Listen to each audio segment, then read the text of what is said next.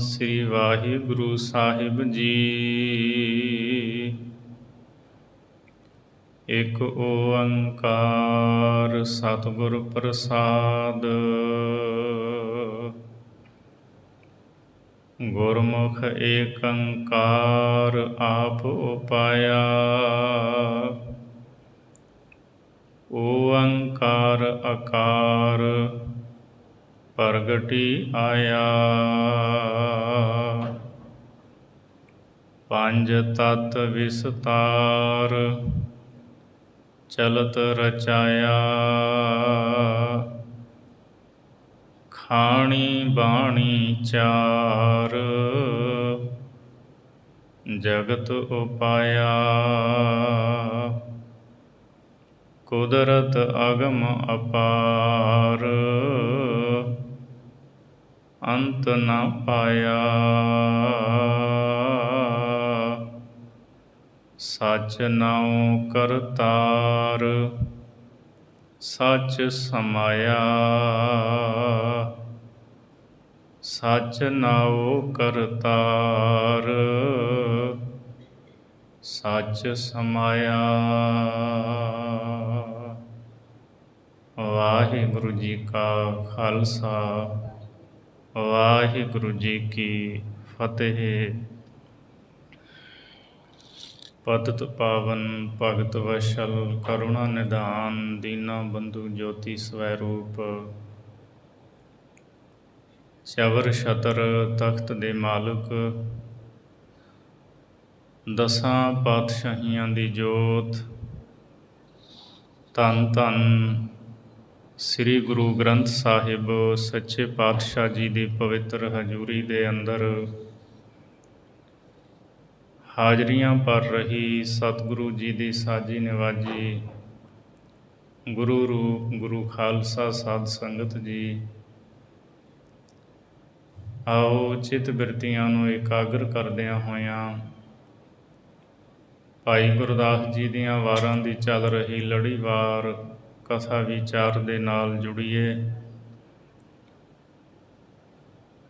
18 ਵਾਰਾਂ ਦੀ ਵਿਚਾਰ ਹੁਣ ਤੱਕ ਆਪ ਜੀ ਨੇ ਸਰਵਣ ਕੀਤੀ ਹੈ। ਅੱਜ 19ਵੀਂ ਵਾਰ ਆਰੰਭ ਹੋਈ ਹੈ। ਭਾਈ ਗੁਰਦਾਸ ਸਾਹਿਬ ਜੀ ਇਸ ਵਾਰ ਦੇ ਵਿੱਚ ਜ਼ਿਕਰ ਕਰਦੇ ਹੈ, ਸਭ ਤੋਂ ਪਹਿਲਾਂ ਗੁਰੂ ਦੀ ਪਰਮਾਤਮਾ ਦੀ ਸਿਫਤ ਹੈ, ਫਿਰ ਗੁਰਮੁਖਾਂ ਦੀ ਜੀਵਨ ਜੁਗਤੀ ਦਾ ਜ਼ਿਕਰ ਹੈ। ਸੰਸਾਰ ਨੂੰ ਮਿਥਿਆ ਜਾਣ ਕੇ ਸੱਚੇ ਨਿਰੰਕਾਰ ਦੇ ਵਿੱਚ ਗੁਰਮੁਖ ਪਿਆਰੇ ਸਦਾ ਹੀ ਤਦਾਕਾਰ ਹੋਏ ਰਹਿੰਦੇ ਹੈ, ਮਾਲਕ ਦੇ ਵਿੱਚ ਅਭੇਦ ਹੋ ਜਾਂਦੇ ਹਨ। ਸੋ ਆਓ ਭਾਈ ਗੁਰਦਾਸ ਸਾਹਿਬ ਜੀ ਦੀ ਅੰਮ੍ਰਿਤਮਈ ਬਾਣੀ ਦੀ ਵਿਚਾਰ ਸਰਵਣ ਕਰੀਏ। ਵਾਹਿਗੁਰੂ ਜੀ। ਇਕ ਓੰਕਾਰ ਸਤਿਗੁਰ ਪ੍ਰਸਾਦ। ਪਰਮਾਤਮਾ ਇੱਕ ਹੈ। ਓੰਕਾਰ ਸਾਰਿਆਂ ਦਾ ਪ੍ਰਕਾਸ਼ਕ ਹੈ, ਅਦੁੱਤੀ ਹੈ, ਸਜਾਤੀ ਵਿਜਾਤੀ ਸਵੈਗਤ ਭੇਦ ਰਹਿਤ ਹੈ। ਸਤਿਗੁਰੂ ਦੀ ਕਿਰਪਾ ਦੇ ਨਾਲ ਮਿਲਦਾ ਹੈ। ਗੁਰਮੁਖ ਏਕੰਕਾਰ ਆਪ ਉਪਾਇਆ। ਭਾਈ ਗੁਰਦਾਸ ਸਾਹਿਬ ਜੀ ਫਰਮਾਉਂਦੇ ਹੈ, ਏਕੰਕਾਰ ਦਾ ਭਾਵ ਹੈ ਪਰਮਾਤਮਾ। ਪਰਮਾਤਮਾ ਨੇ ਆਪ ਹੀ ਗੁਰਮੁਖ ਗੁਰੂ ਨੂੰ, ਭਾਵ ਗੁਰੂ ਨਾਨਕ ਦੇਵ ਸੱਚੇ ਪਾਤਸ਼ਾਹ ਜੀ ਨੂੰ ਉਤਪਤ ਕੀਤਾ ਹੈ। ਆਪ ਹੀ ਪਰਮਾਤਮਾ ਨੇ ਗੁਰੂ ਨਾਨਕ ਦੇਵ ਸਾਹਿਬ ਜੀ ਨੂੰ ਸੰਸਾਰ ਵਿੱਚ ਭੇਜਿਆ ਹੈ। ਗੁਰ ਨਾਨਕ ਜਗ ਮਾਹੇ ਪਠਾਇਆ। ਵਾਹਿਗੁਰੂ ਨੇ ਆਪ ਹੀ ਇਹ ਕਿਰਪਾ ਕੀਤੀ ਹੈ। ਅਤੇ ਇਹਦੇ ਵਿੱਚ ਇੱਕ ਸ਼ੰਕਾ ਹੁੰਦਾ ਹੈ ਵੀ ਜਿਹੜੀ ਵਸਤੂ ਉਤਪਤ ਹੋਵੇ ਉਹ ਨਾਸ਼ ਹੋ ਜਾਂਦੀ ਹੈ। ਸੋ ਇਸ ਸ਼ੰਕੇ ਦੀ ਨਿਵਰਤੀ ਭਾਈ ਗੁਰਦਾਸ ਜੀ ਅਗਲੀ ਤੁਕ ਦੇ ਵਿੱਚ ਕਰਦੇ ਹੈ। ਓੰਕਾਰ ਅਕਾਰ ਪ੍ਰਗਟੀ ਆਇਆ। ਓਅੰਕਾਰ ਪਰਮਾਤਮਾ ਨੇ ਆਪਣਾ ਹੀ ਆਕਾਰ ਭਾਵ ਸਵਰੂਪ ਗੁਰੂ ਨਾਨਕ ਦੇਵ ਜੀ ਦਾ ਧਾਰਨ ਕੀਤਾ ਹੈ। ਸੰਸਾਰ ਦੇ ਪਾਪਾਂ ਦੇ ਭਾਰ ਨੂੰ ਦੂਰ ਕਰਨ ਵਾਸਤੇ ਗੁਰੂ ਨਾਨਕ ਦੇਵ ਸੱਚੇ ਪਾਤਸ਼ਾਹ ਜੀ ਸੰਸਾਰ ਵਿੱਚ ਉਜਾਗਰ ਹੋਏ ਹੈ, ਪ੍ਰਗਟ ਹੋਏ ਹੈ। ਨਿਰੰਕਾਰ ਨੇ ਆਪ ਹੀ ਗੁਰੂ ਨਾਨਕ ਦੇਵ ਜੀ ਦਾ ਰੂਪ ਧਾਰਨ ਕੀਤਾ ਹੈ। ਪੰਜ ਤਤ ਵਿਸਤਾਰ ਚਲਤ ਰਚਾਇਆ। ਪਾਠ ਵਿਸਤਾਰ ਹੈ। ਪੰਜਾਂ ਤੱਤਾਂ ਦਾ ਫੈਲਾ ਕਰਕੇ, ਵਿਸਥਾਰ ਕਰਕੇ, ਆਪ ਤੇਜ ਵਾਯ ਪ੍ਰਿਥਵੀ ਆਕਾਸ਼ਾ, ਇਹਨਾਂ ਪੰਜਾਂ ਤੱਤਾਂ ਦਾ ਵਿਸਥਾਰ ਕਰਕੇ ਚਲਤ ਰਚਾਇਆ। ਚਲਤ ਤੋਂ ਭਾਵ ਚਲਿੱਤਰ, ਇਹ ਰਚਨਾ ਦਾ ਜੋ ਤਮਾਸ਼ਾ ਹੈ ਪਰਮਾਤਮਾ ਨੇ ਬਣਾ ਦਿੱਤਾ। ਇਹ ਸਾਰੀ ਖਲਕਤ, ਸਾਰਾ ਬ੍ਰਹਿਮੰਡ ਉਸੇ ਦਾ ਰਚਿਆ ਹੋਇਆ ਹੈ। ਖਾਣੀ ਬਾਣੀ ਚਾਰ ਜਗਤ ਉਪਾਇਆ। ਫਿਰ ਪਰਮਾਤਮਾ ਨੇ ਚਾਰ ਖਾਣੀਆਂ ਅਤੇ ਚਾਰ ਬਾਣੀਆਂ ਇਹ ਬਣਾਈਆਂ। ਚਾਰ ਖਾਣੀਆਂ ਜਿਨ੍ਹਾਂ ਰਾਹੀਂ ਸੰਸਾਰ ਦੀ ਉਤਪੱਤੀ ਹੁੰਦੀ, ਸੰਸਾਰ ਦੇ ਜੀਅ ਪੈਦਾ ਹੁੰਦੇ ਹੈ। ਅੰਡਜ, ਜੇਰਜ, ਸੇਤਜ, ਉਤਪੁਜ, ਇਹ ਚਾਰ ਖਾਣੀਆਂ ਪੈਦਾ ਕੀਤੀਆਂ। ਅਤੇ ਚਾਰ ਹੀ ਬਾਣੀਆਂ, ਪਰਾ, ਪਸੰਤੀ, ਮਧਮਾ ਅਤੇ ਬੈਖਰੀ, ਇਹ ਬਾਣੀਆਂ ਪਰਮਾਤਮਾ ਨੇ ਪੈਦਾ ਕੀਤੀਆਂ। ਪਰਾ ਦਾ ਵਾਸਾ ਨਾਭੀ ਵਿੱਚ ਹੁੰਦਾ ਹੈ। ਪਸੰਤੀ, ਉਹਦਾ ਉਸ ਬਾਣੀ ਦਾ ਵਾਸਾ ਹਿਰਦੇ ਵਿੱਚ ਹੁੰਦਾ ਹੈ। ਮਧਮਾ ਦਾ ਕੰਠ ਦੇ ਵਿੱਚ ਅਤੇ ਬੈਖਰੀ ਦਾ ਮੁਖ ਦੇ ਵਿੱਚ, ਜੋ ਮੁਖ ਤੋਂ ਅਸੀਂ ਸ਼ਬਦ ਬੋਲਦੇ ਹਾਂ। ਸੋ ਪਰਮਾਤਮਾ ਨੇ ਚਾਰ ਖਾਣੀਆਂ ਅਤੇ ਚਾਰ ਬਾਣੀਆਂ ਜਗਤ ਉਪਾਇਆ। ਇਹਨਾਂ ਦੇ ਨਾਲ ਜਗਤ ਰਚ ਦਿੱਤਾ। ਕੁਦਰਤ ਅਗਮ ਅਪਾਰ ਅੰਤ ਨ ਪਾਇਆ। ਪਰਮੇਸ਼ਰ ਦੀ ਕੁਦਰਤ ਇਹ ਸਾਜੀ ਹੋਈ, ਇਹ ਅਗਮ ਅਪਾਰ ਹੈ, ਮਨ ਦੀ ਪਹੁੰਚ ਤੋਂ ਪਰੇ ਹੈ। ਅਪਾਰ ਇਹਦਾ ਕੋਈ ਪਾਰਾਵਾਰ ਨਹੀਂ, ਇਸ ਦਾ ਕਿਸੇ ਨੇ ਵੀ ਅੱਜ ਤੱਕ ਅੰਤ ਨਹੀਂ ਪਾਇਆ। ਵਾਹਿਗੁਰੂ ਦੀ ਜੋ ਸਾਜੀ ਹੋਈ ਕੁਦਰਤ ਹੈ, ਇਹਦਾ ਕੋਈ ਅੰਤ ਨਹੀਂ ਪਾ ਸਕਿਆ। ਜਿਸ ਧਰਤੀ 'ਤੇ ਆਪਾਂ ਰਹਿੰਦੇ ਹਾਂ, ਵਿਗਿਆਨੀ ਲੋਕ ਬੜਾ ਯਤਨ ਕਰਦੇ ਹੈ।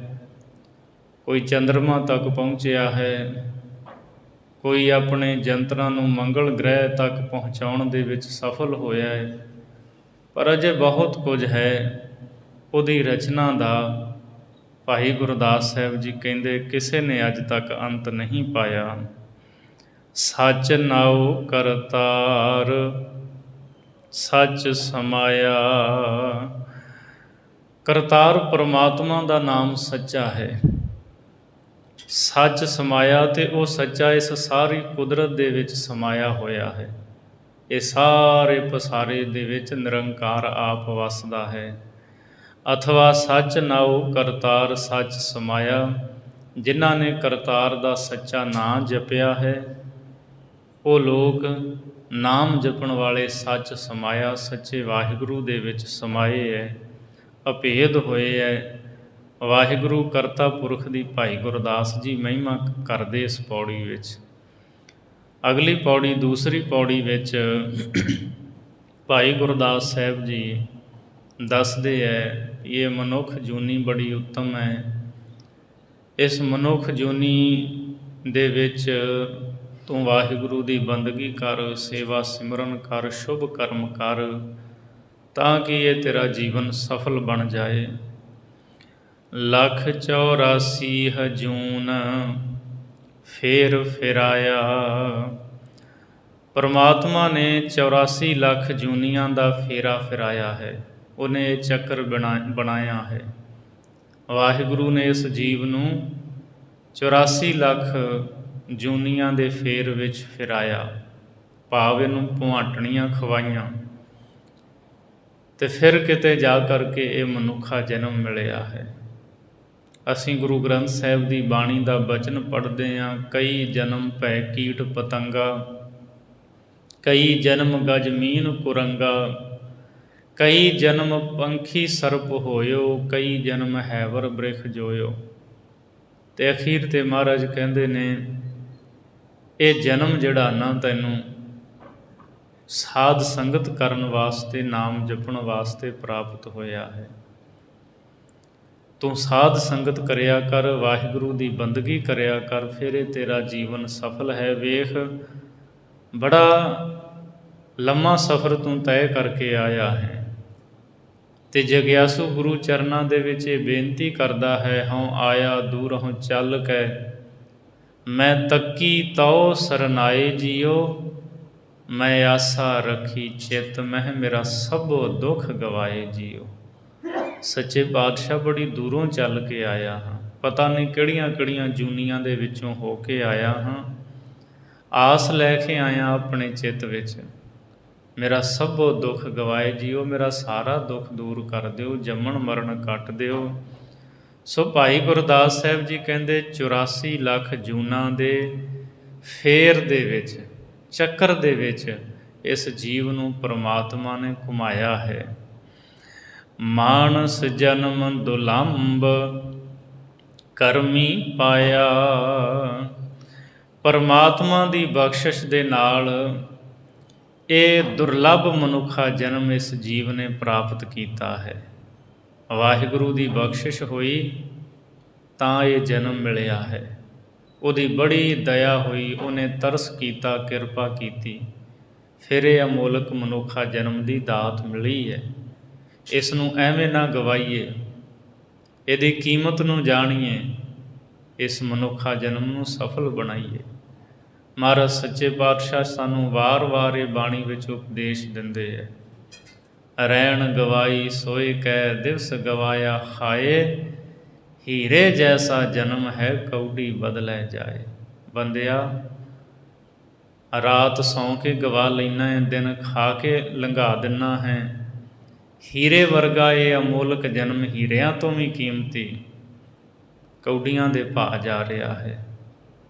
ਤੂੰ ਇਸ ਮਨੁੱਖਾ ਜਨਮ ਦੀ ਕਦਰ ਕੀਮਤ ਨੂੰ ਪਛਾਣ, ਨਾਮ ਜਪਿਆ ਕਰ। ਲੱਗਾ ਕਿਤ ਕੁਫਕੜੇ ਸਭ ਮੁਕਦੀ ਚੱਲੀ ਰਹਿਣ। ਕਿਹੜੇ ਖੋਟੇ ਕਰਮਾਂ ਦੇ ਕਰਨ ਵਿੱਚ ਤੂੰ ਲੱਗ ਗਿਆ, ਤੇਰੀ ਜ਼ਿੰਦਗੀ ਦੀ ਰਾਤ ਮੁੱਕਦੀ ਜਾਂਦੀ ਹੈ। ਤੂੰ ਬੰਦਗੀ ਕਰ। ਸੋ ਭਾਈ ਗੁਰਦਾਸ ਸਾਹਿਬ ਜੀ ਕਹਿੰਦੇ ਮਾਲਕ ਦੀ ਬਖਸ਼ਿਸ਼ ਦੇ ਨਾਲ ਇਹ ਦੁਰਲੱਭ ਮਨੁੱਖ ਜਨਮ ਦੀ ਤੈਨੂੰ ਪ੍ਰਾਪਤੀ ਹੋਈ ਹੈ। ਉੱਤਮ ਗੁਰਮੁਖ ਪੰਥ ਆਪ ਗਵਾਇਆ। ਫਿਰ ਮਨੁੱਖਾ ਜਨਮ ਦੇ ਵਿੱਚ ਉੱਤਮ ਗੁਰਮੁਖ ਪੰਥ, ਜਿਹੜਾ ਗੁਰਮੁਖ ਪੰਥ ਹੈ ਨਾ, ਗੁਰੂ ਦਾ ਰਸਤਾ, ਇਹ ਸਭ ਤੋਂ ਉੱਤਮ ਹੈ। ਭੱਟਾਂ ਨੇ ਵੀ ਬਚਨ ਕੀਤਾ ਮਹਾਰਾਜ ਦੀ ਸ਼ਰਨ ਦੇ ਵਿੱਚ ਆ ਕੇ, ਇੱਕ ਉੱਤਮ ਪੰਥ ਸੁਨਿਓ ਗੁਰ ਸੰਗਤ, ਤਿਹ ਮਿਲੰਤ ਜਮ ਤਰਾਸ ਮਿਟਾਈ, ਇੱਕ ਅਰਦਾਸ ਭਾਟ ਕੀਰਤ ਕੀ, ਗੁਰ ਰਾਮਦਾਸ ਰਾਖੋ ਸਰਣਾਈ। ਭੱਟ ਕੀਰਤ ਜੀ ਕਹਿੰਦੇ ਆ, ਮੈਂ ਸਤਿਗੁਰੂ ਦਾ ਇਹ ਉੱਤਮ ਮਾਰਗ ਸੁਣਿਆ ਹੈ, ਤੇ ਜਿਹੜੇ ਇਸ ਮਾਰਗ ਦੇ ਪਾਂਧੀ ਬਣ ਜਾਂਦੇ ਐ, ਉਹਨਾਂ ਨੂੰ ਫਿਰ ਜਮ ਦਾ ਡਰ ਨਹੀਂ ਰਹਿੰਦਾ। ਧੰਨ ਗੁਰੂ ਰਾਮਦਾਸ ਮਹਾਰਾਜ, ਮੈਨੂੰ ਆਪਣੀ ਸ਼ਰਨ ਵਿੱਚ ਰੱਖੋ, ਤੁਹਾਡੇ ਪੰਥ ਰਾਹ ਦੇ ਉੱਤੇ ਮੈਂ ਦਰਸਾਏ ਰਸਤੇ 'ਤੇ ਚੱਲ ਸਕਾਂ। ਮਨੁੱਖਾ ਜਨਮ ਦੇ ਵਿੱਚ ਗੁਰਮੁਖਾਂ ਦਾ ਪੰਥ, ਭਾਵ ਗੁਰੂ ਦਾ ਰਸਤਾ, ਭਾਈ ਗੁਰਦਾਸ ਜੀ ਕਹਿੰਦੇ ਸਭ ਤੋਂ ਉੱਤਮ ਹੈ। ਆਪ ਗਵਾਇਆ, ਕਿਉਂਕਿ ਜਿਹੜਾ ਇਸ ਰਸਤੇ 'ਤੇ ਚੱਲਦਾ ਹੈ ਉਹ ਆਪਾ ਭਾਵ ਹੰਕਾਰ ਨੂੰ ਗਵਾ ਦਿੰਦਾ ਹੈ। ਸਾਧ ਸੰਗਤ ਰਹਿ ਰਾਸ ਪੈਰੀ ਪਾਇਆ। ਸਾਧ ਸੰਗਤ ਦੇ ਵਿੱਚ ਆ ਕੇ ਗੁਰਮੁਖਾਂ ਵਾਲੀ ਰਹੋ ਰੀਤੀ ਦੇ ਅਨੁਸਾਰ ਚੱਲ ਕੇ ਪੈਰੀ ਪਾਇਆ, ਤੇ ਪੈਰੀ ਪੈਂਦਾ ਹੈ ਗੁਰਮੁਖ, ਨਿਮਰਤਾ ਧਾਰਨ ਕਰਦਾ ਹੈ, ਤਾਂ ਉਹਨੂੰ ਇਹ ਮਾਰਗ ਦੀ ਪ੍ਰਾਪਤੀ ਹੁੰਦੀ ਹੈ। ਗੁਰਮੁਖ ਪੰਥ ਦੀ ਉਹਨੂੰ ਪ੍ਰਾਪਤੀ ਕਿਵੇਂ ਹੁੰਦੀ ਹੈ? ਸਾਧ ਸੰਗਤ ਦੇ ਵਿੱਚ ਗੁਰਮੁਖਾਂ ਵਾਲੀ ਰਹੋ ਰੀਤੀ ਦੇ ਅਨੁਸਾਰ ਚੱਲਦਾ ਹੈ, ਪੈਰੀਂ ਪਾਇਆ, ਆਪਣੇ ਆਪ ਨੂੰ ਗੁਰੂ ਦੇ ਪੈਰੀਂ ਪਾਉਂਦਾ ਹੈ, ਨਿਮਰਤਾ ਧਾਰਨ ਕਰਦਾ ਹੈ, ਅਤੇ ਇਸ ਰਸਤੇ ਦਾ ਉਹ ਪਾਂਧੀ ਬਣ ਜਾਂਦਾ ਹੈ। ਨਾਮ ਦਾਨ ਇਸਨਾਨ ਸੱਚ ਦਿੜਾਇਆ। ਅਤੇ ਉਸ ਗੁਰਮੁਖ ਪਿਆਰੇ ਨੇ ਸਾਧ ਸੰਗਤ ਦੇ ਵਿੱਚ ਆ ਕੇ ਨਾਮ ਦਾਨ ਅਤੇ ਇਸ਼ਨਾਨ ਇਹ ਆਪਣੇ ਹਿਰਦੇ ਦੇ ਵਿੱਚ ਦ੍ਰਿੜ ਕੀਤਾ ਹੈ। ਗੁਰੂ ਨੇ ਉਹਦੇ 'ਤੇ ਮਿਹਰ ਕੀਤੀ, ਬਖਸ਼ਿਸ਼ ਕੀਤੀ। ਸਤਿਗੁਰੂ ਨੇ ਸੱਚਾ ਨਾਮ ਦਾਨ ਅਤੇ ਇਸ਼ਨਾਨ ਉਹਦੇ ਹਿਰਦੇ ਵਿੱਚ ਦਿੜਾਇਆ ਤੋਂ ਭਾਵ ਦ੍ਰਿੜ ਕਰ ਦਿੱਤਾ, ਪੱਕਾ ਕਰ ਦਿੱਤਾ। ਸ਼ਬਦ ਸੁਰਤ ਲਿਵ ਲੀਣ ਭਾਣਾ ਪਾਇਆ। ਅਤੇ ਉਹ ਗੁਰਮੁਖ ਪਿਆਰਾ ਗੁਰੂ ਦੇ ਸ਼ਬਦ ਦੇ ਵਿੱਚ, ਸ਼ਬਦ ਦੀ ਜੋ ਸੁਰਤ ਗਿਆਤ ਹੈ ਉਹਦੇ ਵਿੱਚ ਮਸਤ ਹੋ ਜਾਂਦਾ ਹੈ, ਸ਼ਬਦ ਦੇ ਵਿੱਚ ਖੁੱਭ ਜਾਂਦਾ ਹੈ, ਸ਼ਬਦ ਦੇ ਵਿੱਚ ਲਿਵਲੀਨ ਹੋ ਕੇ ਉਸ ਗੁਰਮੁਖ ਨੂੰ ਭਾਣਾ ਪਾਇਆ। ਪਰਮਾਤਮਾ ਦਾ, ਅਕਾਲ ਪੁਰਖ ਦਾ ਭਾਣਾ ਪਾਉਂਦਾ ਹੈ। ਉਹ ਰੱਬੀ ਭਾਣੇ 'ਤੇ ਪ੍ਰਸੰਨ ਰਹਿੰਦਾ ਹੈ। ਸੋ 19ਵੀਂ ਵਾਰ ਦੀ ਅਗਲੀ ਤੀਜੀ ਪੌੜੀ ਵਿੱਚ ਭਾਈ ਗੁਰਦਾਸ ਸਾਹਿਬ ਜੀ ਗੁਰਮੁਖਾਂ ਦੀ ਜੋ ਜੀਵਨ ਚੱਲਣ ਜੁਗਤੀ ਹੁੰਦੀ ਹੈ ਉਸ ਦਾ ਜ਼ਿਕਰ ਕਰ ਰਹੇ ਹੈ। ਗੁਰਮੁਖ ਸੁਗੜ ਸੁਜਾਨ ਗੁਰ ਸਮਝਾਇਆ। ਗੁਰਮੁਖਾਂ ਨੂੰ ਗੁਰੂ ਨੇ ਸਮਝਾਇਆ ਹੈ, ਸ਼ਬਦ ਰਾਹੀਂ ਉਹਨਾਂ ਨੂੰ ਸਮਝਾ ਕੇ ਸਿੱਖਿਅਤ ਕੀਤਾ ਹੈ। ਸੋ ਗੁਰਮੁਖ ਲੋਕ ਗੁਰੂ ਦੇ ਸਮਝਾਏ ਹੋਏ ਹੋਣ ਕਰਕੇ ਸੁਗੜ ਸੁਜਾਨ, ਉਹ ਸੁਗੜ ਹਨ ਅਤੇ ਸੁਜਾਨ ਸਿਆਣੇ ਗਿਆਨਵਾਨ ਹਨ। ਸੁਗੜ ਤੋਂ ਭਾਵ ਚਤੁਰ, ਚਤੁਰ ਦੁਨੀਆ ਦੀ ਚਤੁਰਾਈ ਨਹੀਂ, ਸੁਗੜ ਤੋਂ ਭਾਵ ਸ੍ਰੇਸ਼ਟ ਘਾੜਤ ਨੂੰ ਘੜਨ ਵਾਲੇ ਹੈ ਗੁਰਮੁਖ ਪਿਆਰੇ, ਅਤੇ ਸੁਜਾਨ ਗਿਆਨਵਾਨ ਹਨ। ਵਿਹਾਰ ਦੇ ਵਿੱਚ ਅਤੇ ਪਰਮਾਰਥ ਦੇ ਵਿੱਚ, ਸੰਸਾਰ ਦੇ ਕਾਰ ਵਿਹਾਰਾਂ ਦੇ ਵਿੱਚ ਅਤੇ ਪਰਮਾਰਥ ਦੇ ਕਾਰਜਾਂ ਦੇ ਵਿੱਚ ਸਦਾ ਹੀ ਸਾਵਧਾਨ ਰਹਿੰਦੇ ਹੈ। ਮਹਿਮਾਣੀ ਮਹਿਮਾਨ ਮਜਲਸ ਆਇਆ। ਅਤੇ ਗੁਰਮੁਖ ਪਿਆਰਾ ਜਿਹੜਾ ਹੈ ਉਹ ਸੰਸਾਰ ਰੂਪ ਮਹਿਮਾਨੀ ਦੇ ਵਿੱਚ ਇਸ ਤਰ੍ਹਾਂ ਹੈ ਜਿਵੇਂ ਕੋਈ ਪ੍ਰਾਹੁਣਾ ਕਿਸੇ ਮਜਲਸ ਦੇ ਵਿੱਚ, ਕਿਸੇ ਸਭਾ ਦੇ ਵਿੱਚ ਆਉਂਦਾ ਹੈ। ਉਹ ਇਹ ਨਹੀਂ ਸਮਝਦਾ ਵੀ ਮੈਂ ਸਦਾ ਇਸ ਸਭਾ ਵਿੱਚ ਬੈਠੇ ਰਹਿਣਾ। ਉਹਨੂੰ ਪਤਾ ਮੈਂ ਪ੍ਰਾਹੁਣਾ ਬਣ ਕੇ ਆਇਆ, ਚੰਦ ਸਮੇਂ ਲਈ ਆਇਆ, ਫਿਰ ਚਲੇ ਜਾਣਾ ਹੈ। ਸੋ ਗੁਰਮੁਖ ਪਿਆਰੇ ਮਹਿਮਾਨੀ ਮਹਿਮਾਨ, ਇਸ ਜਗਤ ਪ੍ਰਾਹੁਣਚਾਰੀ ਦੇ ਵਿੱਚ ਆਪਣੇ ਆਪ ਨੂੰ ਮਹਿਮਾਨ, ਕੁਝ ਸਮਾਂ ਰਹਿਣ ਵਾਲਾ ਮਹਿਮਾਨ ਪ੍ਰਾਹੁਣਾ ਜਾਣਦੇ ਹੈ। ਸੰਸਾਰ ਦੀ ਇਸ ਮਜਲਿਸ ਸਭਾ ਦੇ ਵਿੱਚ ਗੁਰਮੁਖ ਆਪਣੇ ਆਪ ਨੂੰ ਆਇਆ ਜਾਣਦਾ ਹੈ। ਖਾਵਾ ਲੈ ਸੋ ਖਾਣ ਪੀਐ ਪੀਆਇਆ। ਅਤੇ ਗੁਰਮੁਖ ਕਿਸ ਤਰ੍ਹਾਂ ਦਾ ਪ੍ਰਾਹੁਣਾ ਹੈ? ਜਿਸ ਮਜਲਿਸ ਦੇ ਵਿੱਚ, ਸਭਾ ਦੇ ਵਿੱਚ ਉਹ ਪ੍ਰਾਹੁਣਾ ਬਣ ਕੇ ਆਇਆ ਹੈ, ਉੱਥੇ ਮਾਲਕ ਜੋ ਉਹਨੂੰ ਖਵਾਵੇ ਉਹੀ ਖਾਂਦਾ ਹੈ, ਜੋ ਪੀਣ ਨੂੰ ਦੇਵੇ ਉਹ ਪੀਂਦਾ ਹੈ। ਉਹ ਨੁਕਤਾਚੀਨੀ ਨਹੀਂ ਕਰਦਾ, ਮੈਨੂੰ ਆਹ ਚਾਹੀਦਾ ਖਾਣ ਵਾਸਤੇ, ਮੈਨੂੰ ਆਹ ਚਾਹੀਦਾ, ਆਹ ਲਿਆ ਕੇ ਦਿਓ। ਭਾਈ ਗੁਰਦਾਸ ਜੀ ਕਹਿੰਦੇ ਉਹ ਇਸ ਤਰ੍ਹਾਂ ਦਾ ਮਹਿਮਾਨ ਹੈ ਗੁਰਮੁਖ।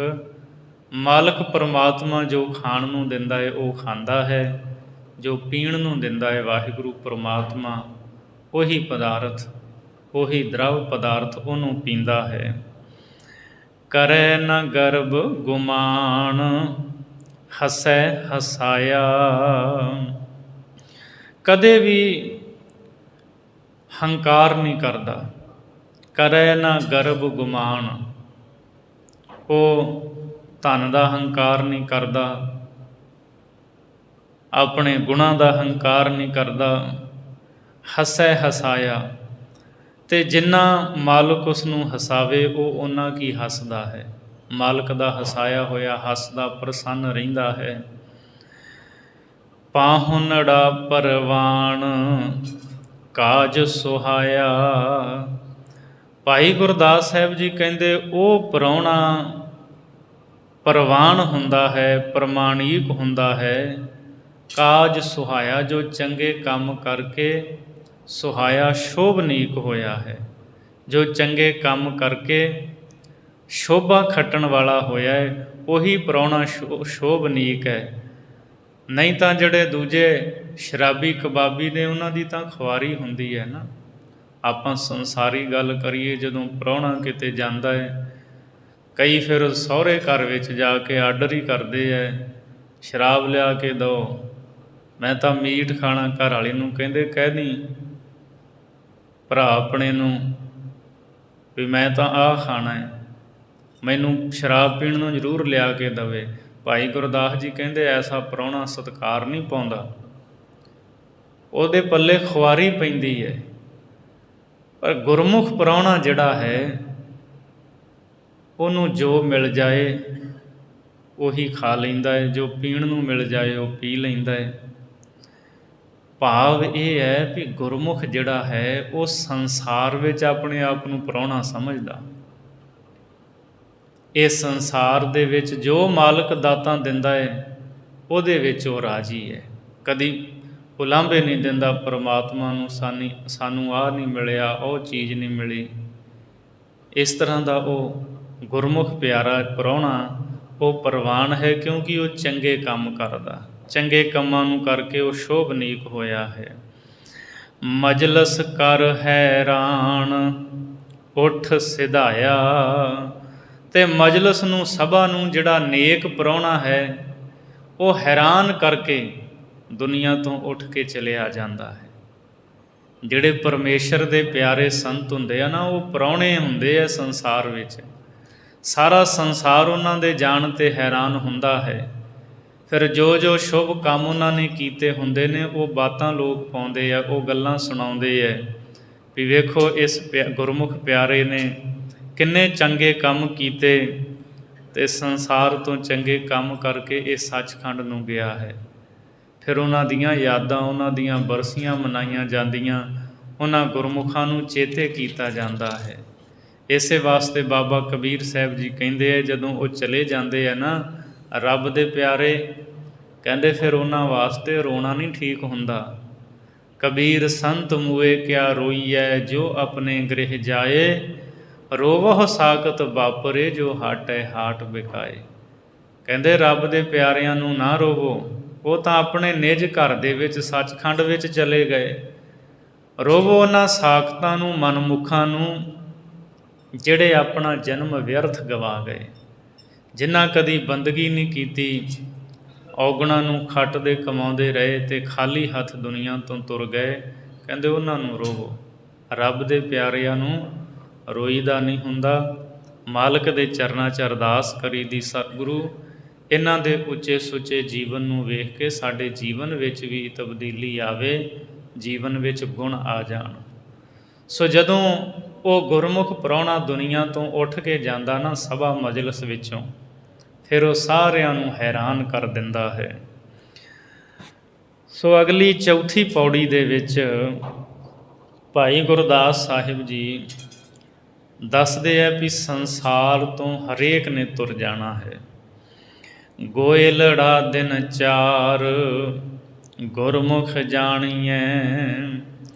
ਗੁਰਮੁਖ ਇਸ ਗੱਲ ਨੂੰ ਜਾਣਦੇ ਹੈ, ਗੁਰਮੁਖਾਂ ਨੂੰ ਇਹ ਸੋਝੀ ਹੈ, ਇਸ ਸੰਸਾਰ ਦੇ ਵਿੱਚ ਗੋਇਲ ਵਾਂਗੂ ਇੱਥੇ ਵਾਸਾ ਹੈ। ਗੋਇਲੜਾ ਕਹਿੰਦੇ ਹੈ ਜਿਹੜੇ ਗਾਵਾਂ ਮੱਝਾਂ ਨੂੰ ਚਰਾਉਣ ਵਾਲੇ ਹੈ ਨਾ, ਉਹ ਜਦੋਂ ਬਰਸਾਤਾਂ ਹੁੰਦੀਆਂ ਨੇ ਕਿਸੇ ਖੁੱਲ੍ਹੇ ਥਾਂ 'ਤੇ ਆਪਣਾ ਮਾਲ ਡੰਗਰ ਲੈ ਜਾਂਦੇ ਹੈ, ਗਾਵਾਂ ਮੱਝਾਂ, ਉੱਥੇ ਜਾ ਕੇ ਗਾਵਾਂ ਮੱਝਾਂ ਚਾਰਦੇ ਹੈ, ਖੇਡਾਂ ਖੇਡਦੇ ਹੈ। ਉਹਨਾਂ ਨੂੰ ਪਤਾ ਹੁੰਦਾ ਅਸੀਂ ਕੁਝ ਦਿਨਾਂ ਲਈ ਇੱਥੇ ਆਏ ਹਾਂ ਅਤੇ ਵਾਪਸ ਆਪਣੇ ਘਰੇ ਆਪਣਾ ਮਾਲ ਡੰਗਰ ਲੈ ਕੇ ਚਲੇ ਜਾਣਾ ਹੈ। ਭਾਈ ਗੁਰਦਾਸ ਸਾਹਿਬ ਜੀ ਕਹਿੰਦੇ ਨੇ ਗੋਇਲੜਾ ਦਿਨ ਚਾਰ। ਇਹ ਜਿਹੜਾ ਸੰਸਾਰ ਹੈ ਨਾ, ਇਹ 4 ਦਿਨਾਂ ਦੇ ਲਈ ਗੋਇਲ ਵਾਸੇ ਦੇ ਵਾਂਗੂ ਹੈ। ਗੁਰਮੁਖ ਇਸ ਗੱਲ ਨੂੰ ਜਾਣਦੇ, ਉਹ ਸਮਝਦੇ ਆ ਵੀ ਇੱਥੇ ਸਦਾ ਨਹੀਂ ਰਹਿਣਾ। ਗੁਰਬਾਣੀ ਦੇ ਵਿੱਚ ਮਹਾਰਾਜ ਦਾ ਬਚਨ ਹੈ, ਗੋਇਲ ਆਇਆ ਗੋਇਲੀ ਕਿਆ ਤਿਸ ਡੰਫ ਪਸਾਰ, ਮੋਹਲਤ ਪੁੰਨੀ ਚੱਲਣਾ ਤੂੰ ਸੰਭਲ ਘਰ ਬਾਰ। ਹਰ ਗੁਣ ਗਾਓ ਮਨਾ ਸਤਿਗੁਰ ਸੇਵ ਪਿਆਰ।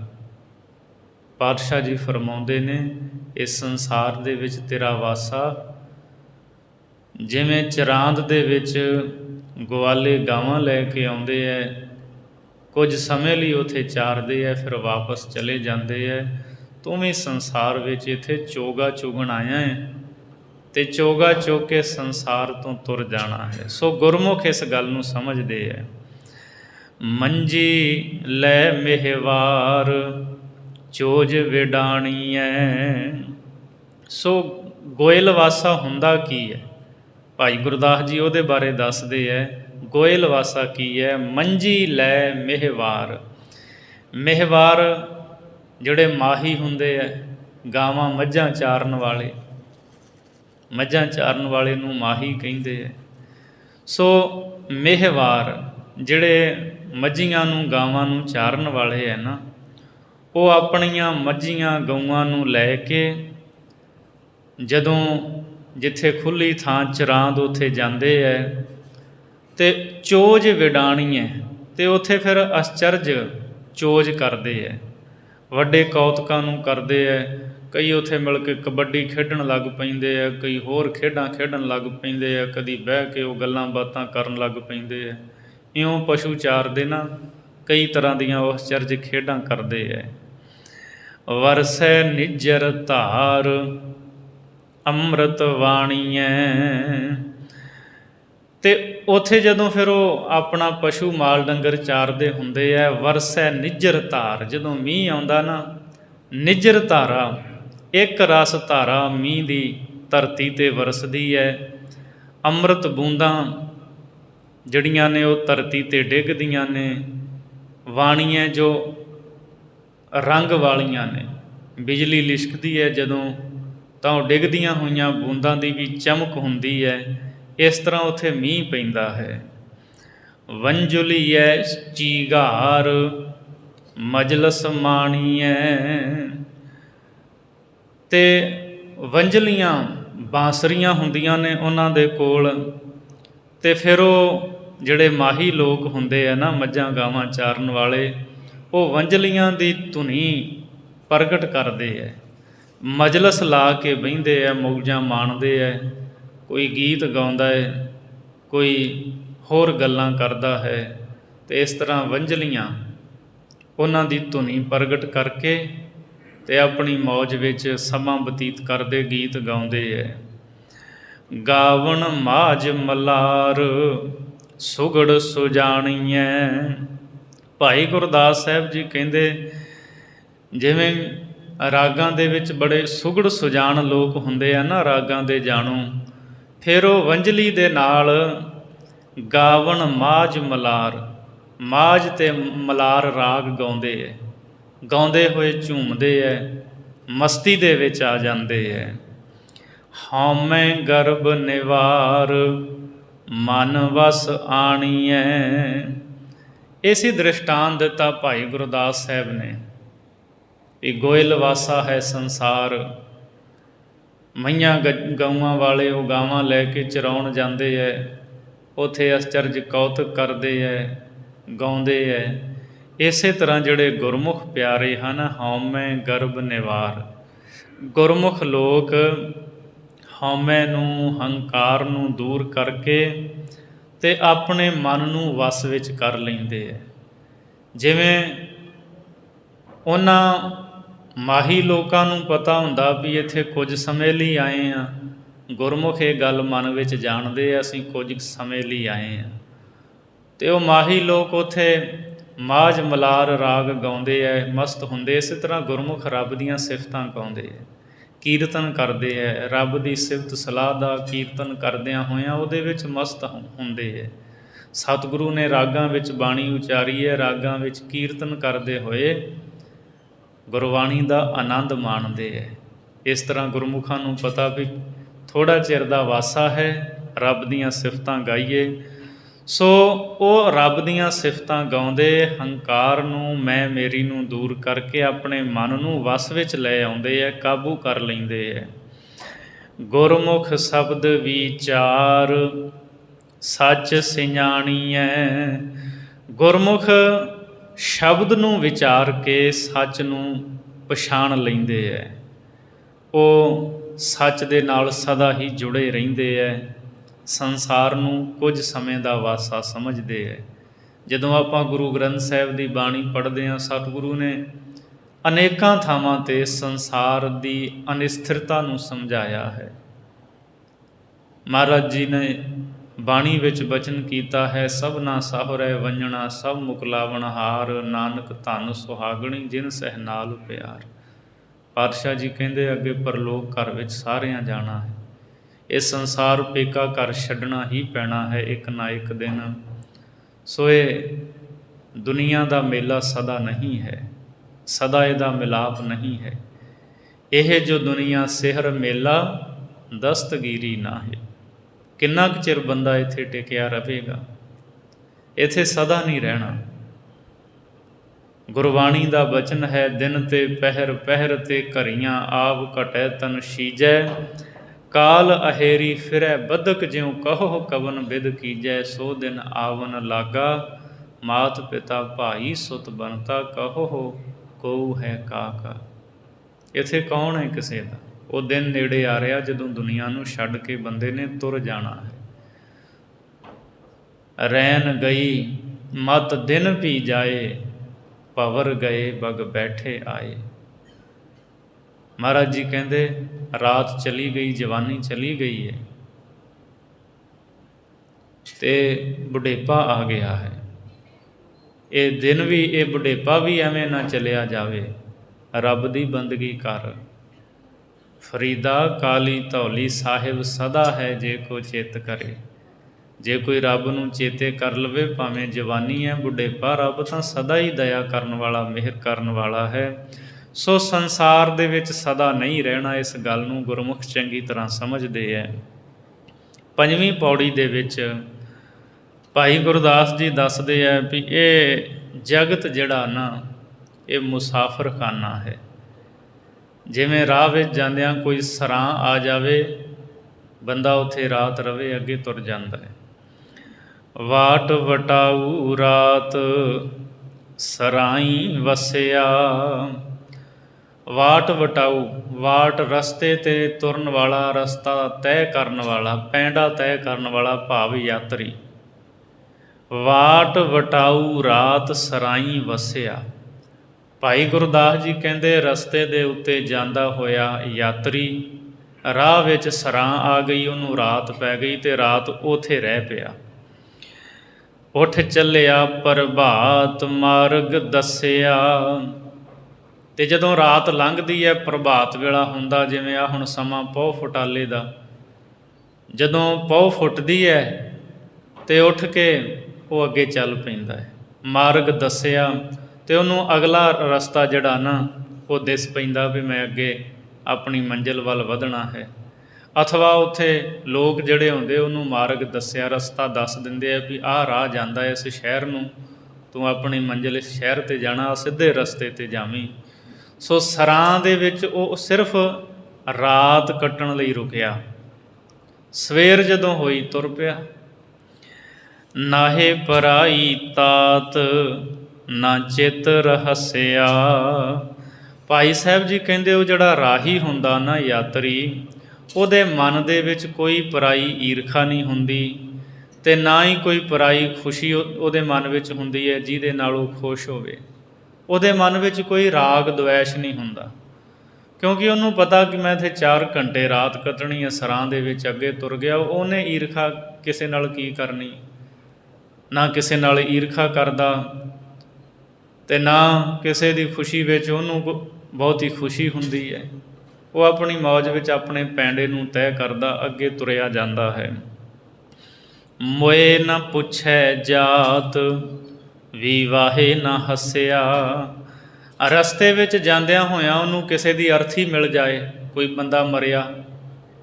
ਕਈ ਵਾਰ ਆਪਾਂ ਸਫ਼ਰ ਕਰਦੇ ਹੀ ਹਾਂ, ਪੈਂਡਾ ਤੈਅ ਕਰਦੇ ਹਾਂ, ਬਾਹਰ ਜਾਈਦਾ ਕਿਤੇ ਕਿਸੇ ਦੀ ਅਰਥੀ ਜਾਣ ਹੀ ਹੁੰਦੀ ਸੜਕ 'ਤੇ, ਆਪਾਂ ਇਹ ਥੋੜ੍ਹੀ ਪੁੱਛਦੇ ਕੌਣ ਮਰ ਗਿਆ, ਕੌਣ ਹੈ, ਇਹਦੀ ਜਾਤ ਕੀ ਸੀ, ਕਿਹੜੀ ਜਾਤ ਦਾ ਸੀ, ਇਹ ਗੱਲਾਂ ਕੋਈ ਨਹੀਂ ਪੁੱਛਦਾ।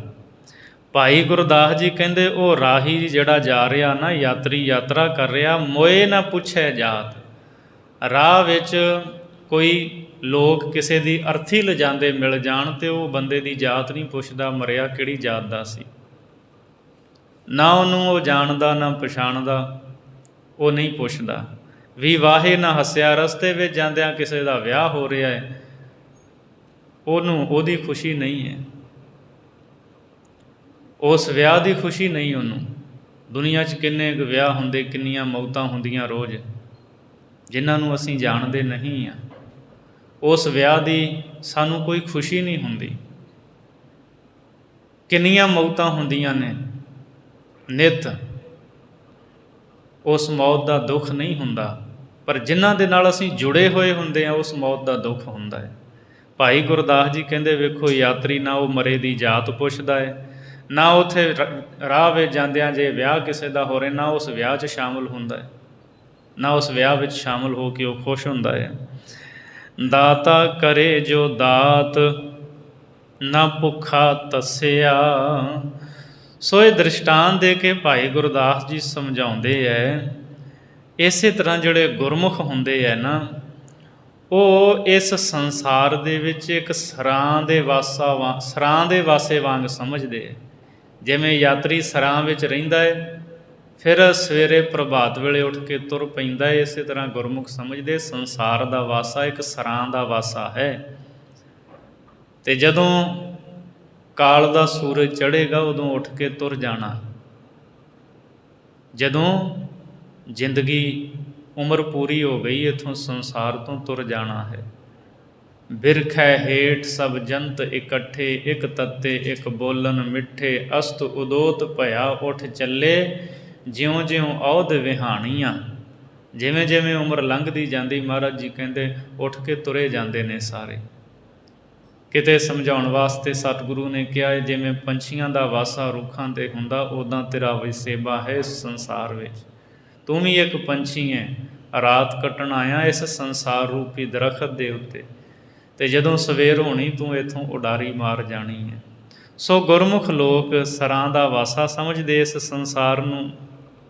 ਕੋਈ ਈਰਖਾ ਨਹੀਂ ਹੁੰਦੀ ਉਹਨਾਂ ਗੁਰਮੁਖਾਂ ਦੇ ਮਨ ਵਿੱਚ, ਕੋਈ ਪਰਾਈ ਤਾਤ ਨਹੀਂ, ਕੋਈ ਰਾਗ ਦੁਐਸ਼ ਨਹੀਂ ਹੈ, ਕਿਸੇ ਦੀ ਉਹ ਜਾਤ ਨਹੀਂ ਪੁੱਛਦੇ, ਇੱਕ ਰਸ ਰਹਿੰਦੇ ਹੈ ਸਦਾ। ਜੋ ਵੀ ਮਾਲਕ ਪਰਮਾਤਮਾ ਉਹਨਾਂ ਨੂੰ ਦਾਤ ਦਿੰਦਾ ਹੈ, ਉਸ ਦਾਤ ਨੂੰ ਲੈ ਲੈਂਦੇ ਹੈ।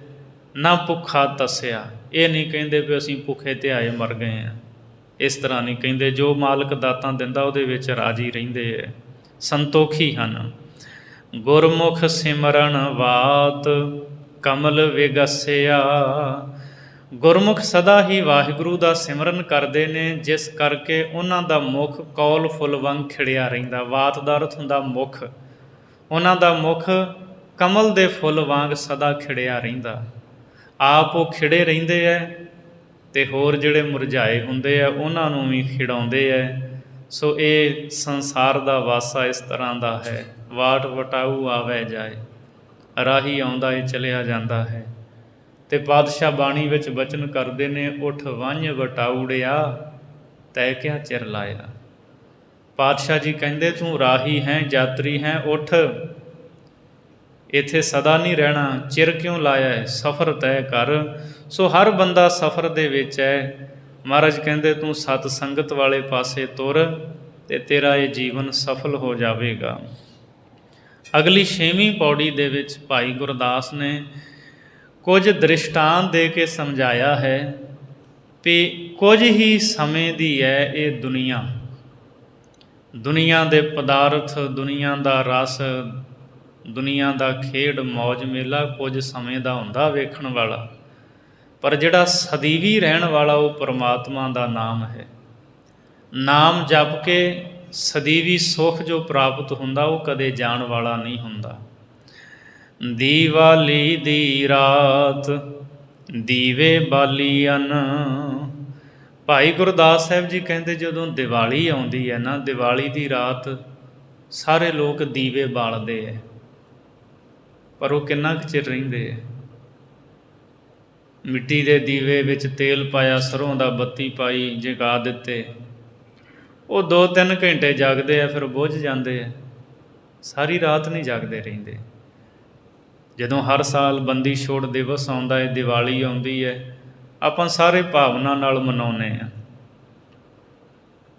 ਦੀਵੇ ਬਾਲਦੇ ਹਾਂ, ਪਰ ਉਹ ਕਿੰਨੇ ਕੁ ਦਿਨ ਜਗਦੇ ਰਹਿੰਦੇ, ਉਹ ਤਾਂ ਕੁਝ ਸਮੇਂ ਬਾਅਦ ਬੁੱਝ ਜਾਂਦੇ ਹੈ। ਭਾਈ ਗੁਰਦਾਸ ਸਾਹਿਬ ਜੀ ਨੇ ਇਹ ਜਿਹੜੀ ਪੌੜੀ ਹੈ ਨਾ, ਇਹਦੇ ਵਿੱਚ ਸਮਝਾਇਆ ਇਹ ਹੈ ਵੀ ਦੁਨੀਆ ਦੇ ਸੁੱਖ ਥੋੜ੍ਹਾ ਚਿਰ ਰਹਿਣ ਵਾਲੇ ਹੈ, ਨਾਮ ਜਪ ਕੇ ਜਿਹੜਾ ਮਨ ਦਾ ਸੁੱਖ ਹੈ ਉਹ ਸਦਾ ਰਹਿਣ ਵਾਲਾ ਹੈ। ਔਰ ਇਸ ਪੌੜੀ ਦਾ ਜਦੋਂ ਕੀਰਤਨ ਕਰਦੇ ਨੇ ਕੀਰਤਨੀਏ, ਉਹ ਇਸ ਪਹਿਲੀ ਤੁਕ ਨੂੰ ਆਧਾਰ ਬਣਾ ਲੈਂਦੇ ਨੇ, ਜਾਂ ਜਦੋਂ ਬੰਦੀ ਛੋੜ ਦਿਵਸ ਆਉਂਦਾ ਉਦੋਂ ਇਹ ਪੌੜੀ ਪੜ੍ਹਦੇ ਆ, ਦੀਵਾਲੀ ਦੀ ਰਾਤ ਦੀਵੇ ਬਾਲੀਆਂ, ਜਦੋਂ ਕਿ ਦੀਵਾਲੀ ਦੇ ਨਾਲ ਇਹਦਾ ਸੰਬੰਧ ਕੋਈ ਨਹੀਂ ਇਸ ਪੌੜੀ ਦਾ। ਇਹ ਤਾਂ ਸਮਝਾਇਆ, ਦ੍ਰਿਸ਼ਟਾਂਤ ਦਿੱਤਾ ਹੈ, ਸਿਧਾਂਤ ਇਹਦੇ ਵਿੱਚ 6ਵੀਂ ਤੁਕ ਦੇ ਵਿੱਚ ਭਾਈ ਸਾਹਿਬ ਨੇ ਸਮਝਾਇਆ ਹੈ, ਗੁਰਮੁਖ ਸੁਖ ਫਲ ਦਾਤ ਸ਼ਬਦ ਸੰਭਾਲੀਆਂ। ਗੁਰਮੁਖ ਸ਼ਬਦ ਨੂੰ ਸੰਭਾਲਦੇ, ਇਹ ਸਿਧਾਂਤ ਹੈ। ਦ੍ਰਿਸ਼ਟਾਂਤ ਅਤੇ ਸਿਧਾਂਤ ਦੇ ਵਿੱਚ ਫਰਕ ਕਰਨਾ ਸਿੱਖੀਏ। ਸੋ ਭਾਈ ਸਾਹਿਬ ਜੀ ਕਹਿੰਦੇ ਵੇਖੋ, ਦੀਵਾਲੀ ਦੀ ਰਾਤ ਦੀਵੇ ਬਾਲੀਆਂ। ਦੀਵਾਲੀ ਦੀ ਰਾਤ ਜਿਵੇਂ ਸਾਰੇ ਦੀਵੇ ਬਾਲਦੇ ਨੇ, ਪਰ ਕੁਝ ਸਮੇਂ ਬਾਅਦ ਉਹ ਬੁੱਝ ਜਾਂਦੇ ਹੈ। ਤਾਰੇ ਜਾਤ ਸਨਾਤ ਅੰਬਰ ਭਾਲੀਆਂ। ਰਾਤ ਨੂੰ ਆਕਾਸ਼ ਦੇ ਵਿੱਚ ਛੋਟੇ ਵੱਡੇ ਤਾਰੇ ਚਮਕਦੇ ਹੈ, ਪਰ ਜਦੋਂ ਸੂਰਜ ਉਦੈ ਹੁੰਦਾ, ਦਿਨ ਚੜ੍ਹਦਾ, ਉਦੋਂ ਸਾਰੇ ਅਲੋਪ ਹੋ ਜਾਂਦੇ ਹੈ। ਉਹ ਵੀ ਰਾਤ ਥੋੜ੍ਹੇ ਸਮੇਂ ਲਈ ਨੇ ਤਾਰੇ ਚਮਕਦੇ, ਜੇ ਬੱਦਲ ਆ ਗਿਆ ਤਾਂ ਵੀ ਨਹੀਂ ਚਮਕਦੇ, ਸੂਰਜ ਚੜ੍ਹ ਗਿਆ ਤਾਂ ਵੀ ਉਹ ਅਲੋਪ ਹੋ ਜਾਂਦੇ ਹੈ। ਫੁੱਲਾਂ ਦੀ ਬਾਗਾਤ ਚੁਣ ਚੁਣ ਚਾਲੀਆਂ।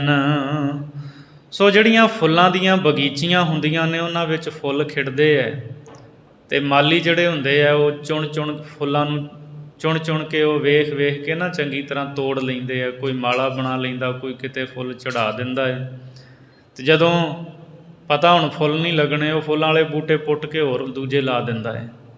ਉਹ ਵੀ ਕੁਝ ਸਮਾਂ ਹੀ ਹੁੰਦਾ ਫੁੱਲਾਂ ਦਾ ਖੇੜਾ, ਫੁੱਲਾਂ ਦੀ ਬਗੀਚੀ। ਤੀਰਥ ਜਾਤੀ ਜਾਤ ਨੈਣ ਨਿਹਾਲੀਆਂ। ਜਦੋਂ ਪੁਰਬਾਂ ਦਾ ਸਮਾਂ ਆਉਂਦਾ, ਤੀਰਥਾਂ ਦੇ ਉੱਤੇ ਯਾਤਰੀ ਜਥਿਆਂ ਦੇ ਜਥੇ, ਟੋਲਿਆਂ ਦੇ ਟੋਲੇ ਬਣਾ ਕੇ ਜਾਂਦੇ ਹੈ। ਉੱਥੇ ਤੀਰਥਾਂ 'ਤੇ ਟੋਲਿਆਂ ਦੇ ਟੋਲੇ ਜਿਹੜੇ ਜਥੇ ਨੇ, ਲੋਕ ਨੇ, ਉਹ ਅੱਖੀਂ ਦੇਖੇ ਜਾਂਦੇ ਹੈ, ਪਰ ਛੇਤੀ ਹੀ ਫਿਰ ਉਹ ਤੀਰਥ ਉੱਥੇ ਖਾਲੀ ਹੋ ਜਾਂਦੇ ਹੈ। ਲੋਕ ਜਦੋਂ ਪੁਰਬ ਲੰਘ ਜਾਂਦਾ ਹੈ, ਵਾਪਸ ਘਰਾਂ ਨੂੰ ਆ ਜਾਂਦੇ ਹੈ, ਤੀਰਥ ਖਾਲੀ ਹੋ ਜਾਂਦੇ ਹੈ। ਹਿੰਦੁਸਤਾਨ ਤਾਂ ਖਾਸ ਕਰਕੇ ਇੱਥੇ ਬਹੁਤੇ ਤੀਰਥ ਨੇ। ਹਰਿਦੁਆਰ ਦੇ ਵਿੱਚ ਕਿੰਨੇ ਲੋਕ ਇਕੱਤਰ ਹੁੰਦੇ ਹੈ, ਰਿਸ਼ੀਕੇਸ਼ ਇਕੱਤਰ ਹੁੰਦੇ ਹੈ, ਹੋਰ ਜਿਹੜੇ ਤੀਰਥ ਨੇ, ਪ੍ਰਯਾਗ, ਲੋਕ ਬੜੇ ਇਕੱਤਰ ਹੁੰਦੇ ਹੈ। ਕੁੰਭ ਦੇ ਮੇਲੇ 'ਤੇ ਕਿੰਨੇ ਲੋਕ ਵੇਖਣ ਨੂੰ ਮਿਲਦੇ, ਬਾਅਦ ਵਿੱਚ ਖਾਲੀ ਹੋ ਜਾਂਦੇ, ਸਦਾ ਥੋੜ੍ਹੀ ਉੱਥੇ ਰਹਿੰਦੇ। ਭਾਈ ਗੁਰਦਾਸ ਜੀ ਕਹਿੰਦੇ ਤੀਰਥਾਂ 'ਤੇ ਯਾਤਰੀ ਜਾਂਦੇ ਹੈ, ਅਤੇ ਟੋਲਿਆਂ ਦੇ ਟੋਲੇ ਉਹਨਾਂ ਦੇ ਅੱਖੀਂ ਵੇਖੇ ਜਾਂਦੇ ਹੈ, ਪਰ ਫਿਰ ਤੀਰਥ ਖਾਲੀ ਹੋ ਜਾਂਦੇ ਹੈ। ਹਰ ਚੰਦੌਰੀ ਝਾਤ ਵਸਾਏ ਉਚਾਲੀਆਂ। ਅਤੇ ਹਰ ਚੰਦੌਰੀ ਦਾ ਜਿਹੜਾ ਨਗਰ ਹੁੰਦਾ ਨਾ, ਉਹ ਦਿਖਾਵੇ ਮਾਤਰ ਹੁੰਦਾ ਹੈ। ਚਿੱਟੇ ਬੱਦਲਾਂ ਦੀ ਬਣੀ ਹੋਈ ਨਗਰੀ, ਝੂਠੀ ਨਗਰੀ, ਧੁੰਦ ਦੀ ਬਣੀ ਹੋਈ ਨਗਰੀ। ਕਈ ਵਾਰ ਸਮੁੰਦਰ ਦੇ ਕੰਢੇ 'ਤੇ ਜਦੋਂ ਧੁੰਦ ਹੁੰਦੀ, ਉਦੋਂ ਭੁਲੇਖਾ ਪੈ ਜਾਂਦਾ ਹੈ। ਸੋ ਇਸ ਤਰ੍ਹਾਂ ਇਹ ਜਿਹੜੀ ਹਰ ਚੰਦੌਰੀ ਕਹਿੰਦੇ ਝੂਠ ਦੀ ਨਗਰੀ, ਜਿਹੜੀ ਹੈ ਨਹੀਂ। ਕਈ ਵਾਰ ਆਪਾਂ ਨੂੰ ਚਿੱਟੇ ਬੱਦਲਾਂ ਦੀ ਆਕਾਸ਼ ਵਿੱਚ ਬਣੀ ਹੋਈ ਨਗਰੀ ਜਾਂ ਘਰ ਦਿਸਦੇ ਹੈ, ਪਰ ਉਹ ਹੁੰਦੇ ਨਹੀਂ। ਭਾਈ ਗੁਰਦਾਸ ਜੀ ਕਹਿੰਦੇ ਜਿਹੜੀ ਹਰ ਚੰਦੌਰੀ ਦਿਖਲਾਵੇ ਮਾਤਰ ਨਗਰੀ ਹੈ ਨਾ, ਇਹ ਝਾਟੀ ਵਸਾਏ ਵਸਦੀ ਹੈ, ਭਾਵ ਬਣਦੀ ਹੈ, ਅਤੇ ਫਿਰ ਥੋੜ੍ਹੇ ਚਿਰ ਬਾਅਦ ਇਹ ਉੱਜੜ ਜਾਂਦੀ ਹੈ, ਉਚਾਲੀਆਂ ਇਹ ਨਾਸ਼ ਹੋ ਜਾਂਦੀ ਹੈ। ਗੁਰਮੁਖ ਸੁਖ ਫਲ ਦਾਤ ਸ਼ਬਦ ਸੰਭਾਲੀਆਂ। ਸੋ ਇਹ ਜਿਹੜਾ ਜਗਤ ਦਾ ਆਨੰਦ ਹੈ ਨਾ, ਇਹ ਥੋੜ੍ਹੇ ਚਿਰ ਦਾ ਹੀ ਆ। ਦੀਵਾਲੀ ਦੇ ਦੀਵੇ ਥੋੜ੍ਹੇ ਚਿਰ ਬਾਅਦ ਬੁੱਝ ਜਾਂਦੇ ਨੇ। ਰਾਤ ਨੂੰ ਤਾਰੇ ਨਜ਼ਰ ਆਉਂਦੇ, ਦਿਨੇ ਫਿਰ ਮੁੱਕ ਜਾਂਦੇ ਹੈ। ਫੁੱਲਾਂ ਦਾ ਖੇੜਾ ਥੋੜ੍ਹੇ ਸਮਾਂ ਦਾ ਹੁੰਦਾ, ਮਾਲੀ ਤੋੜ ਲੈਂਦਾ ਹੈ। ਤੀਰਥਾਂ 'ਤੇ ਥੋੜ੍ਹੇ ਸਮੇਂ ਲੋਕ ਵੇਖੇ ਜਾਂਦੇ ਹੈ, ਫਿਰ ਵਾਪਸ ਆ ਜਾਂਦੇ ਹੈ। ਹਰ ਚੰਦੌਰੀ ਝੂਠੀ ਨਗਰੀ, ਕਲਪਤ ਨਗਰੀ, ਉਹ ਥੋੜ੍ਹੇ ਚਿਰ ਦੀ ਹੈ, ਵਸਦੀ ਉਜੜ ਜਾਂਦੀ ਹੈ। ਦੁਨੀਆ ਦੇ ਸੁੱਖ, ਦੁਨੀਆ ਦੇ ਪਦਾਰਥ, ਇਹ ਦੁਨੀਆ ਦੀ ਮਾਇਆ, ਦੁਨੀਆ ਦੇ ਪਦਾਰਥਾਂ ਦੇ ਰਸ, ਇਹ ਸਾਰਾ ਕੁਝ ਥੋੜ੍ਹੇ ਚਿਰ ਦਾ ਹੀ ਹੈ।